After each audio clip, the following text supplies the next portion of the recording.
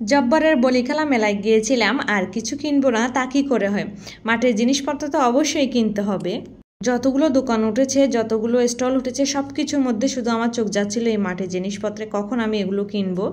এখানে আমি মাটির দুটো বাসন নিয়েছি দুটো বাটি। এদের প্রাইসগুলো এত বেশি রিজনেবল ছিল। এই মাটির বাসনগুলো নিয়েছে পার পিস 100 টাকা করে, আর এই যে বাটিগুলো দেখতে পাচ্ছেন, বাটিগুলো নিয়েছে 60 টাকা করে, আর যে পানির গ্লাসগুলো নিয়েছে পার পিস 70 টাকা করে। খুবই সস্তা, খুবই কম দামে পেয়েছি আমি। আর এটা ছিল একটা ফ্লাওয়ার ভ্যাস, এটা হচ্ছে আমি 150 টাকা করে নিয়েছি। খুবই ভালো লেগেছে আমার। আমি আবার যাব, আরও গিয়ে আরও কিছু মাল নিয়ে আসবো, কারণ এগুলো ক্যারি করতে আমার খুব বেশি কষ্ট হচ্ছিল, আর বেশি কিছু নিইনি। এই যে পানির জগ,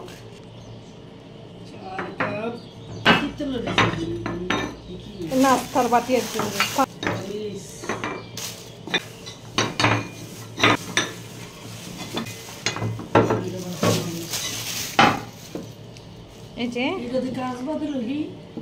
এই যে ডিজাইন হচ্ছে 4 কাপ 4টা, ভাতের প্লেট দুইটা, ওই দুটো কই,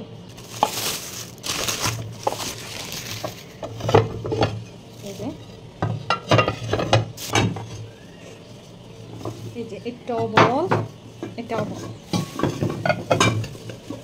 হচ্ছে আরেকটা হাতের প্লেট, এটা হচ্ছে নাস্তার প্লেট, এটাও নাস্তার প্লেট, এটাও 4 কাপ, টোটাল 6টা 4 কাপ 5। এই যে এটা হচ্ছে এই পাতিল, পানির গ্লাস, এটা হচ্ছে ভর্তার জন্য বাটি, এই দুটো হচ্ছে ভর্তার বাটি, আর হচ্ছে এটা হচ্ছে লবণদানি। তারপরে হচ্ছে আরো দেখাও, এই যে এটা একটা হচ্ছে একটা শো পিস হারিকেন, এটা হচ্ছে একটা বল, খুব সুন্দর, এই যে কাজ করা, এটা হচ্ছে 2 পিস।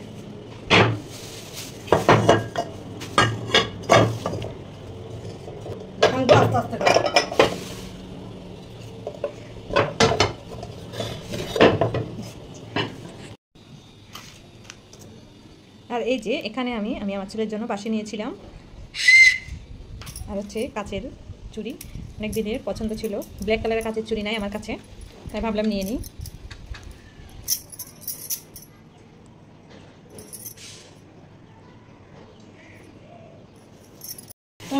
এই যে এটা হচ্ছে পিজা বেলুন আমার মার জন্য, এগুলো হচ্ছে আমার মার জন্য, আমি আর আমার মা গিয়েছি। দুপুরে রান্নাবান্না করতে যাব, ঠিক এমন সময়ই সাহেব বাজারে গেল, বাজার নিয়ে আসবে। আর আমি তো রান্নাবান্না প্রায় চুলায় বসিয়ে দিয়েছি, সেই অবস্থায় বললো যে আজকে খাবার বানাতে হবে না। আমাদের বাসার সামনেই এলাকাতে এভাবে ওরস বিরিয়ানি বানাচ্ছে, বানি বিরিয়ানি যেটাকে বলে সেটা, তো ওটা নিয়ে এসেছে। আসার সময় একদম গরম গরম ছিল, আর এখানে খুবই যথেষ্ট পরিমাণে বিফ দেওয়া ছিল। ভালোই লাগে মাঝে মাঝে এরকম করে রান্নাবান্না না করলে ফ্রিতে খেলে।